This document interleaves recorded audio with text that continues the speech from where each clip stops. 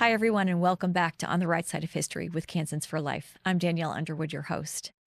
College life is full of pressures, but young women and men across the country are choosing the path of courage, standing for life with truth and love, and inspiring others to join them. Now, with the recent tragedy of the assassination of prominent pro life advocate Charlie Kirk, the temperature has risen even higher. Yet on their campuses, these students are proof that speaking up for what you know is right can make a lasting impact, and that bold leadership begins when you choose to take a stand. Today, I'm joined by two student leaders of Kansans for Life affiliated chapters on major public university campuses. Hannah is a sophomore at the University of Kansas and president of Jayhawks for Life. Ella is a sophomore at Kansas State University and president of Cats for Life. Well, thank you, Ella, and thank you, Hannah, for joining us today on the right side of history with Kansans for Life. We're so glad you could be here.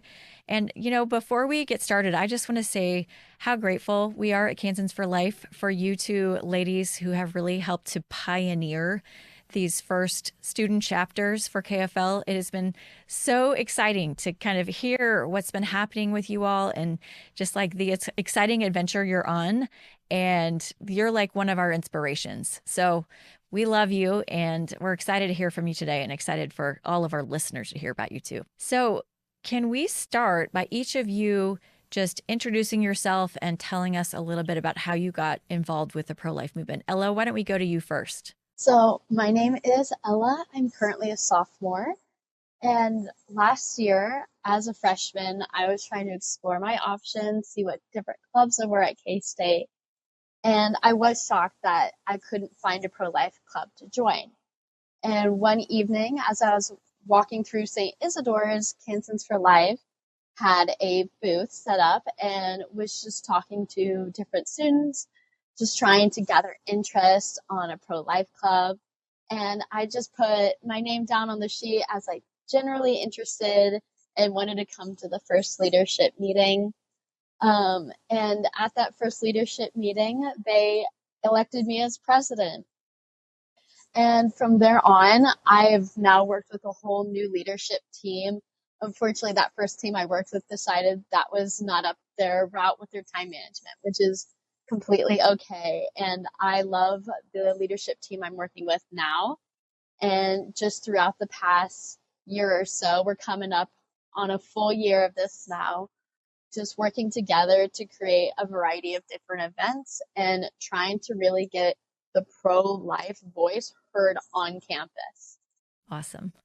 Well, thank you so much. So, Hannah, tell us your story. How did you get involved in the pro-life movement? I'm Hannah. I'm also a sophomore but at KU. Last year, one of the seniors at the St. Lawrence Center announced that she wanted to start back up the Pro-Life Club, which used to be a club and then kind of fell off a few years ago. So I knew I was immediately interested. It's something I've always cared about. I went to the first meeting and it was just her and I and one teacher, like one professor who was leading. So I kind of just like naturally assumed the position of vice president. And then after that senior graduated, I took on the role of president, which I'm immensely glad to do. And yeah, we're also coming up on 1 year of being a new club, and we've grown so much. We have so many new members and are really like making our voice heard on campus for the first time. So exciting. So, what do you think were the big reasons that you felt this was such a need on your campuses? When I was in high school, I went on the National March for Life twice. And just seeing the impact that just marching for life had, it really brought an immense sadness, of course, the just really knowing the reality of abortion in our nation. But the pride that I know that what I'm doing can lead to lives being changed. And I saw my testimony have impact on others in high school. And knowing that fact was something I brought into college. And knowing that even just putting that thought, seeing a sign can put a thought in someone's mind, being like, it is a life. It's not just a clump of cells, but it's a life. And so really just wanting to slowly get that message out there and want people to see truly the beauty of the creation of life through just one sign at a time, one sidewalk message, one conversation. And Hannah, what about you? So my whole life prior to college, I went to Catholic school. So pro-life conversations were commonplace. I was a part of the pro-life club with hundreds of other students. It was really common. It was normal to have those conversations. And then I went to KU and it was unheard of. No one wanted to talk about it. No one wanted to bring up their opinions, even in religious spaces or places where you would assume most people have a common way of thinking. It was never brought up. And I just know that it's something I care about so deeply that it wouldn't be right if I stayed quiet and didn't do my part to promote conversation, to promote dialogue, to get the conversation started, because the only way to change hearts is by initiating a conversation and forming relationships. Awesome. Well, I love both of the ways that that you both have explained this. You know, Ella, you kind of are telling us that you saw the impact from previous experiences and you wanted to see that brought onto your university campus. And Hannah, you're really describing that there was an empty space there that needed to be filled. That voice needed to be there. So both of those things I think are so, you're just really very observant the way that you're talking about your campuses. And also I love just the incredible advocates you are, that you were willing to step up, because that's what a lot of people, you know, feel strongly about something. They feel strongly about the pro-life movement, but they're not always willing to step into that leadership role. And that's so impressive that both of you ladies have done that. So what has that, since you've both been there and you've both been pioneering these efforts on your campuses, what was that experience like of building the chapter? And Hannah, we'll start with you first, because you mentioned your very first meeting, it was just you and one other person. And now in less than a year, tell us what that growth has been like. Yeah, it has really, at least like my main goal with everything is, like I said, to make it a less taboo subject. Um, and I feel like really the only way we've done that, or that I've tried really hard to do that, is to form personal relationships with everyone, especially at the Catholic Student Center, or reaching out to other Christian or conservative organizations on campus, just forming the relationships so people know, like, you're not going to stand up and be alone. Like, you're not alone in the fight. And just forming those personal connections to boost people's confidence. And I think it's really helped, because some of my greatest friends have come through Jayhawks for Life, and just like having honest, vulnerable conversations is like just grown the club so much. That's exciting. And you all did a really amazing event last spring on your campus as like one of the first things that you did. Do you want to tell us about that? Yeah, so last spring we hosted what we called a Run for Mothers, which was about a 5K, just shy of a 5K. And all it was a small entrance fee, and we collected donations, like monetary donations and diapers, breastfeeding supplies, all of that, and donated it all to a local pantry that we have on campus, that's free for pregnant and parenting moms to just come and pick up whatever they need. And that was like kind of our first big event, and really like got the word out there that we were starting a movement, that we were starting to be active and do stuff. And tell us what the response was like to that. It was actually really good. The participation honestly definitely surprised me, because prior to that there were 3 people in the club and our group chat was completely dead 24/7. But we actually had really great turnout, not even just from students on campus. We had people from Kansas City, Topeka, Lawrence, all over come and like just drop off diapers or email me just to say, like, I'm glad there's a movement. I'm glad I know there's like somewhere to reach out. And we got a lot of participation that was like truly just like made me overjoyed. That's amazing. And Ella, what about you?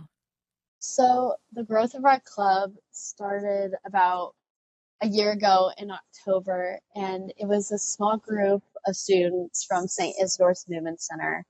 And we had just met in the library and decided what we really wanted this club to be about. And we understood just how in this world there's a yearning. There's a yearning for a voice to be heard and to be spoken up, and nobody is doing that. So in that group, we really wanted to just identify our goals and our values and different ways we could do this in the community. But unfortunately, through October through January, as we were trying to get stuff started, our group chat was just continuously dying and failing. And pretty much in January, I had those 5 people who were like, yes, we're so excited. They pulled out on me. And so I was like, I don't know what to do with this. So I called up my best friend who I went to high school with. And I just said, here's the scenario. I don't know how I'm going to do this, but I would love if you would just come to the library for our first meeting of the semester so it's not just me. And she was like, okay, let me talk to some people. And it went from just being me at this first meeting to being 4 of us at this first meeting. And we were being like, okay, so having the resources from last October and having ideas was really able to kickstart a new semester of ideas and information. So throughout that, we were just able to set up little events. We wanted to slowly like grow the club. And I was also in contact with different groups throughout the university, Young Americans for Freedom, Christian Challenge. They were all different groups that I was constantly just inviting people to and growing the movement. And I would say our club's still small but mighty. We are always still trying to get new people to join and constantly create new ideas. I could definitely feel the devil working against us a little bit. It definitely can get discouraging at times when you keep trying to create these events and something comes in and fails. This August, as we were trying to get ready for our like club fair so everyone can come and view the clubs, I jumped onto our portal to see like all the information, and we found out our club got deleted. So not only have I now had a club fail on me once, but then the club gets deleted. So unfortunately, aren't able to really start things till October again, which really pulls us back again. But it's just keeping up that courage and that bravery, knowing that I have now a great leadership team who's behind me. And our secretary, she's on fire for the pro-life movement. I've never seen someone more determined and more fired up, ready to go talk to people. She's always out on campus. I see her so much being like, have you heard about this? And I was like, Brooke, do you just walk up to random people and ask them this? And she's like, yes, because this is the only way that it can get done. And she's by far one of the bravest people I've ever met. But it's just knowing that we're on the right side of this, and through just determination. I read a quote somewhere that says it takes 20 times of trying something before it really kicks off. And that quote keeps me going every time we'll have a small turnout or just our club randomly gets deleted. It's like it takes 20 times, and we're only probably at time number 15, so we got 5 more. Perseverance. That is amazing. Well, I know I really enjoyed getting to meet you at the March for Life, Ella. We were so excited to have you and some of your fellow members come out and help us. And that was just great to see you there, just bringing you have so much energy and all this, like, you're just so vibrant. And that is an inspiration for the whole movement.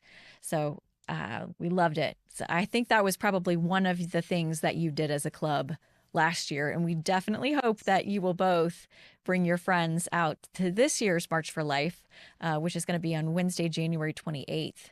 So put it on your calendars if it's not there yet. So, okay, so you already kind of got to my next question, Ella, because I was going to ask, we all know that there's going to be some opposition to this, right? I mean, we're all working in the space. That is nothing new.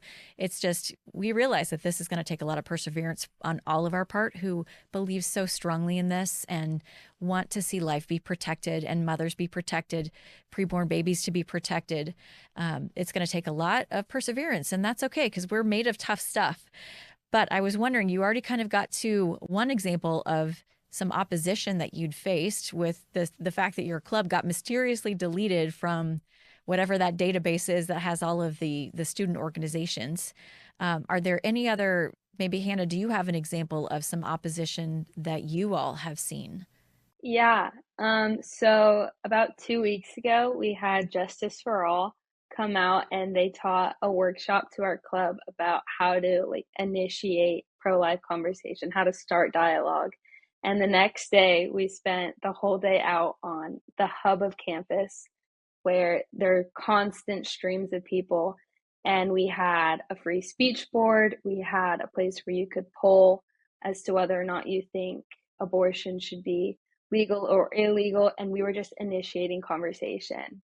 And we received a lot of negative feedback. We received a lot of vulgar comments. And it was, like, I will be honest, it was pretty defeating. I know that was a hard day for a lot of club members because they had this ideal image in their mind from the workshop the night before, where everyone would be open to conversation and open to seeing both sides of the argument, which just wasn't true. There were a lot of people who stopped by just to yell something vulgar. There were a lot of people who stopped by just to write something and leave. And it was really hard. But I mean, I kind of had to just step up as president and say, like, it's okay. I think like we all are feeling this way, but we are on the right side of history. We are fighting the good fight, and we're not going to let a little bit of negative feedback stop us. We're just going to come back. Now our voice is out there. They know we're here, and we're just going to keep going. Yeah.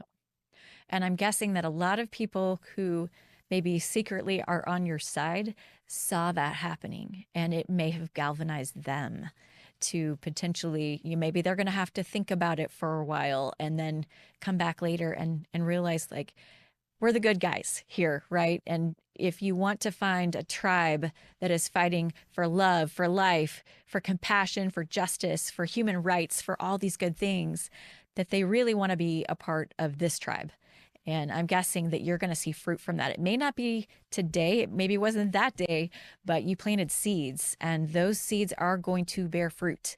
It's just going to take a little bit of time to get there. And wow, I just want to say, you ladies are amazing, and I love your chutzpah. It's awesome. Okay, so you've had some opposition to be expected.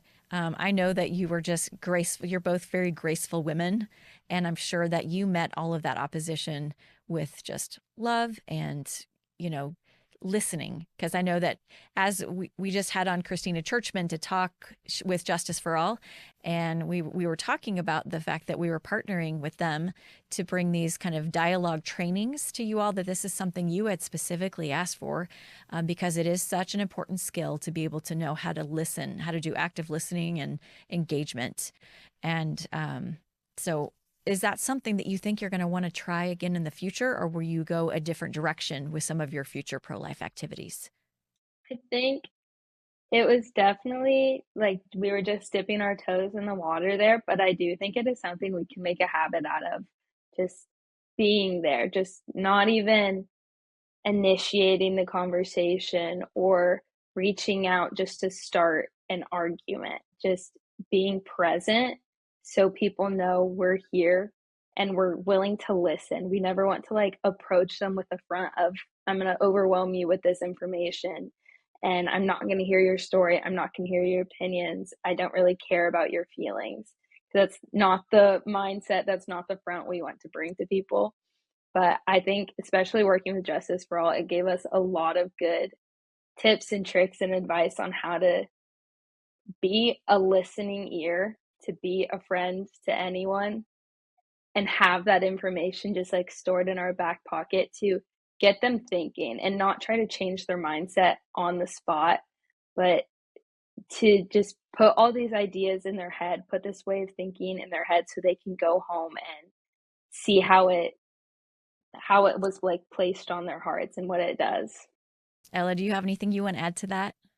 Yes, actually, listening to Hannah, I have been weary to do a tabling and just like be in the hub of campus for the exact reasons of knowing of the backlash and just the comments we'll get just because of some of the comments I've just gotten just working on posters and stuff around campus. But that's actually really inspired me that I think I do want to have a conversation with the club and really getting out and just being a presence on campus. We've also done life chains and we're doing another one this upcoming month. And just understanding that being a presence around campus just is planting seeds. And although we may not see the growth now, that 10, 15, 20 years in the future, it may have a wonderful, beautiful response in the world. I love that. That's great. So, when we first planned to record this episode and we first approached you weeks and weeks and weeks ago, we've been planning for this season of the podcast for a couple months. Nobody dreamed that we would see that recent tragedy of Charlie Kirk's assassination at Utah Valley University. And he was such an outspoken defender of human rights of preborn babies. And, he stood up for truth and justice and human rights. And I know that it's really deeply affected so many people who are doing different issues within kind of the broader conservative movement, but a lot of very pro-life people, it's really deeply impacted a lot of us. But I have a feeling that it's impacted all of us less than it impacted you all. I can only imagine being on a campus when that news broke. And I'm just wondering, how did that news affect your chapters and your work on campus? And Hannah, do you want to take that one first? Yeah, I can. So like I mentioned 2 weeks ago, we were out on campus all day with a stand, with a big table, and I was out there tabling, starting conversation at the same time that Charlie Kirk was assassinated. So I was doing we were doing the same exact thing he was for some of the same reasons at the same time he was killed. So for me, for so many other of our group members, and for a lot of our family members, that was a really scary day for all of us. It really hit us all in the heart, and we had another seminar planned for the next day. It was an extremely busy day, and I had 5 or 6 people pull out of the seminar immediately. They were like, I need a mental health day. I can't go out. I'm scared. I don't think I have it in me emotionally or mentally to keep doing this. So it was definitely really hard. I was in the exact same boat as all those people who reached out to me, but I knew as president and just as someone who I know other people look up to as in what to do in these situations, that I had to show up. I had to keep going. So I know late at night on Wednesday after the assassination, I sent a message in our group me, and I basically kind of just told them, I was like, your feelings are 100% valid. I'm in the same exact boat. I know it was scary. I'm scared too, but we're not going to stop. We're not going to like lower our standards, because what we're doing matters, and it will always matter, even when it's extremely hard. And I kind of just encourage them to keep showing up, to keep showing their faces. So we followed through with the seminar the next day. And after that, I announced we were taking like a 2-week break, just like a mental health break to clear our minds. But that was definitely a really scary and a really hard day for all of us. But I feel like we did the best we could to kind of work through it. And right now it's kind of just fueling our fire. I know like there's been a nationwide movement of it's just kind of sparked so much faith and so much like excitement of people are so passionate about all the things that they were silent about before. So it was definitely really hard at the time, but there's a lot of fruit that's started to come from it. Amazing. Yeah. And you were not alone in your feelings. You know, we've been planning our aftermath traveling memorial, and we were just getting ready to start our first day of that. And, you know, all those same waves of emotions that so many people in this country were feeling. Our team here at KFL was feeling the same, you know, just like, do we move forward? How do we go forward? What do we do differently? Do we need to do anything differently? Do we just, you know, continue on this path? And ultimately we decided exactly what you did, that no, this is the time to persevere. This is the time to be resolved, that nothing has changed for us because we know we have the truth and we just need to move forward and trust. You know, trust God for his protection and for his will being done, and that he's going to use a horrible situation to bring about ultimate good. And that's one of the mysteries that, you know, we have in God and his providence, and how he moves movements to bring about massive change, that we'll see something really beautiful come from this on the other side. So, wow. Ella, what about you? How did your team respond? So the day of the assassination, I was at work, and unfortunately, the moment when we found out all that Charlie Kirk had been assassinated, my coworkers had started cheering, and I had to step out of the room, and just like reevaluate everything. So I sent a message to all the people in our club, and I was like, "How are you doing?" Just a general check-in. And obviously, everyone was really shaken up. And then after a few days, just talking with them and being like, unfortunately, as horrible as the situation was, we cannot stop now. And this is not a time to back down and be scared.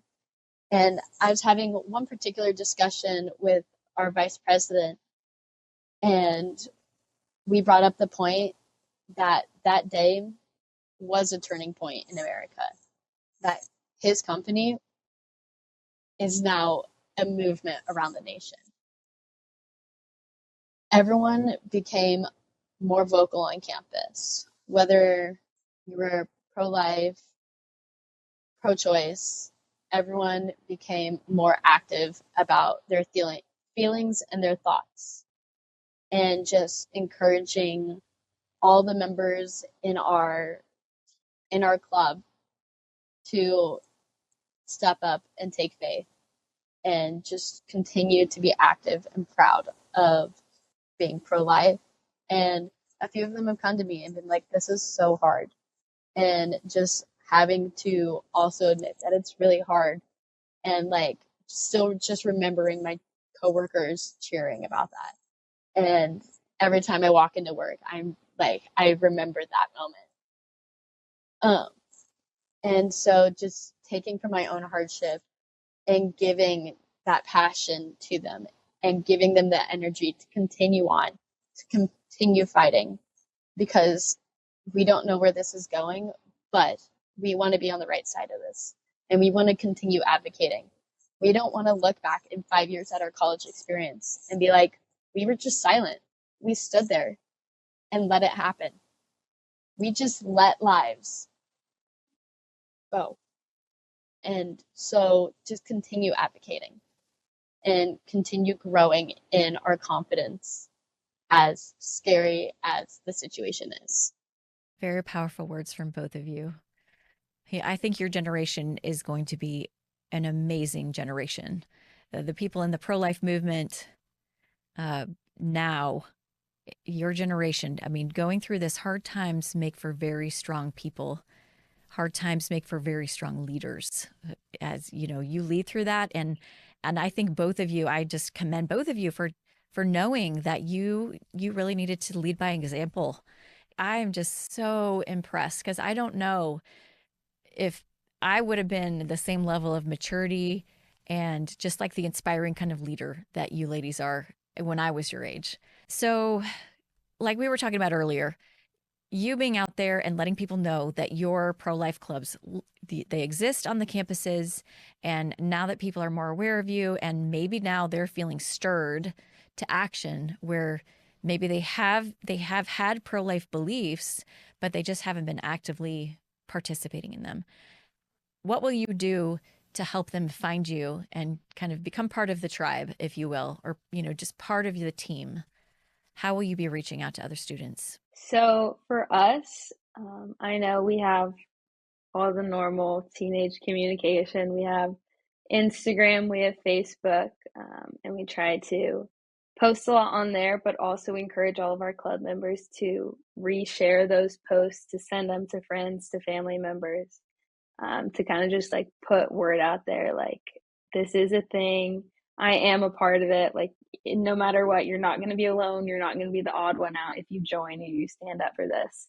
And we also, like, we have bumper stickers, we have like water bottle stickers, t-shirts, hats. We just try, honestly, in every way possible, just to kind of be like walking posters and be like, you can come up to me, like, it's okay, like, I'll have this conversation with you, I'll help you get connected. And yeah, just kind of put, like, by word of mouth, put word out there about everything that we're doing. Nice. And are those the KFL designed? I know our graphic designer, our communications team has worked to try to get you the kind of merch that you guys wanted. Are people liking that? Yes, people are definitely loving it. I've had a couple people tell me that they really love my I still value them both bumper sticker, and they're like, "Can you get me one?" I'm like, "Yeah, of course I can." Love it. And the hats too, right? You guys have the hats yet? Okay. We've done some special things that were designed just for your chapters and for other college chapters that are going to be coming on hopefully in the near future. So let's pivot to that. Um, why should other students consider starting a chapter on their college campus in our state? I truly believe that students in our state should really just take their passion. So many students have that passion in them and want to talk about it. And finding and creating a group of students at a university level and talking with them there is the best way to help the pro-life movement grow. And it also provides a good sense of safety in the community, because although it's not always the most comfortable topic to talk about, you are finding a group of people who you have this one thing in common. And it's a really uncomfortable topic sometimes, but you have someone, and that they have someone that they can probably talk to, and just growing in that community and being an active voice to those around you and really helping spread the movement. Hannah, what would you like to add? I think, especially now that all legislation um, for or against abortion is on the state level now, it's even more important than ever that college campuses and universities have these conversations, because in the grand scheme of things, nationwide, one university doesn't feel like they can make a big difference. But when there's only 4 or 5 major universities in a state and only so many colleges, it's even more important because our voice matters so much more now. And starting this group and gaining a following right where you are can now make a really big impact. Yeah, and I love the fact that you said that some of your closest friendships have come out of your group. I think that, when you align with somebody on such a deep level of common respect for every human life and you see value in every human life, then you just know you can trust that person with whatever, your deepest thoughts, and that you are going to connect at a way that you won't connect that way with some others. So it gives you a window into like the very best people. So how can other students who now realize I need to be a part of this, I need to not sit on the sidelines anymore, I need to find these women and these other students. I know you probably have some male students as well who are part of your groups. If not, they should absolutely get involved because we need men's voices in this fight. Regardless of what they've been told, men matter. Men matter in this fight. So we need them to join us. So what would you tell the student who wants to find you? How can they connect? Wonderful. For one, at St. Isidore's, there's almost always one of us walking around talking. We're trying to get flyers up at St. Isidore's. And then we're also just trying to be able to table at different university events. So swing dancing is one that we're about to try a table at, and just talk to people as they go in and out of swing dancing. We are about to become a K-State official club again. Yay! Cats for Life Part 2.0. And just really we are always posting in different university group chats, and then you can always find me on campus or message me through GroupMe. All right. And Hannah, what about you? How can students find your group? Yeah, so all of us on leadership have very diverse majors, so you could probably find one of us on all different parts of campus. Or at the student center, that's another great way. Online, all of our social media is public and it's open access to our GroupMe or to join our club. And or just reaching out to me. I have some people reach out to my personal Instagram and ask how they can get involved. And it doesn't just have to be through like big on campus events. If you want to start off more mellow, you can. We're starting kind of a little more educational series, and we're going to have talks about men's role in the pro-life movement, end of life issues, the science and the methods behind abortion. So there's kind of all different ways to get involved. Exciting. That's wonderful. Well, thank you to both of you again for being pioneers in this Kansans for Life College campus affiliated chapters. Would you all be willing to mentor others if you have a counterpart at Wichita State or Pitt State or Fort Hays State, any of the private campuses too? I know that you would probably be willing to answer questions. Am I right? Yes. Yes. Okay. I would love it if all the Kansans for Life chapters all around the state at universities could just be in like one big group chat and we all throwing around ideas. I think that's a fantastic idea. I love that too. We help inspire each other. And you all are inspiring us, like I've already said. You do truly inspire us. And there are a whole lot of listeners out there today who I know are clapping for you and cheering for you on the other side of this screen, or on their, they're listening through Apple Podcasts or wherever they're hearing you today, that they're so excited and just feel emboldened too. Probably people twice your age who are just so impressed by you ladies who are truly leaders. So thank you for everything you do. Thank you so much. Thank you. And thanks to all of you for listening and sharing this podcast with your friends and family. Please hit that like button or leave us a 5-star review to keep this podcast growing. You can stay up to date with KFL at kfl.org and on social media at Facebook, Instagram, X, and TikTok at Kansans for Life. Lastly, find out where you can see Aftermath, the limited time memorial exhibit moving across the state this fall. Find out how you can get involved in bringing this life-sized encounter to Kansas at aftermathks.com. Thanks again for being part of Kansans for Life. Until next time, never forget the pro-life movement is on the right side of history. Stay strong. The truth will overcome. Thanks, friends, and we will see you soon.